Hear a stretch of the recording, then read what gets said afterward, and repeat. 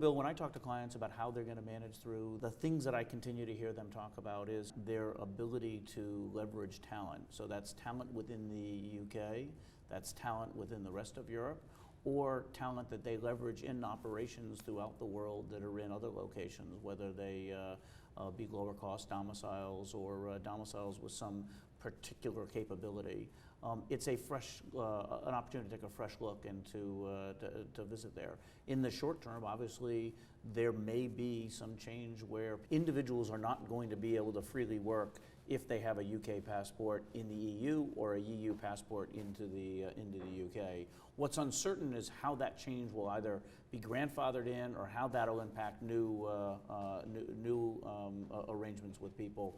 But on a go-forward basis, trying to think through globally, where does an organization tap into the best talent? Where do they grow talent? And anytime you're thinking about talent, it's multiple factors. You know, a lot of the discussion, John, has been focused around the whole immigration issue, which is an incredibly important issue here. It's a cornerstone to the cooperative arrangements we have in the EU, right, between the EU and the UK and other countries.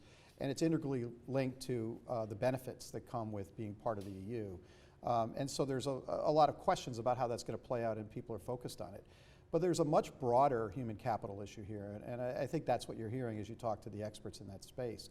There may be many people who had looked to the operations and the staff positions and executive positions, and now perhaps have a different perspective on what their long-term standing is and potential with the company, right? And so it's going to be really important for people as they talk internally to their employees about what Brexit means, to make sure they're not isolated on that one issue about sufficiency of resources in certain locations, but they're equally focused on what does it mean to the mobility, the professional development, and the aspirations that their own people have, and to seek out a sense from their employees of what type of an interest they might have in different types of involvement in some of these plans to restructure the organization or think differently about how they're going to operate in the future. Engage the employee, get them involved so they don't feel they're as much at risk by the fact that change is imminent and that it might affect them. This whole point on communicating, making sure that you're transparent, I think is a really important point, Bill. Because oftentimes people will make a decision based on the uncertainty, which could be contrary to kind of where one organization would like them to go, only because they haven't gotten information to the other side.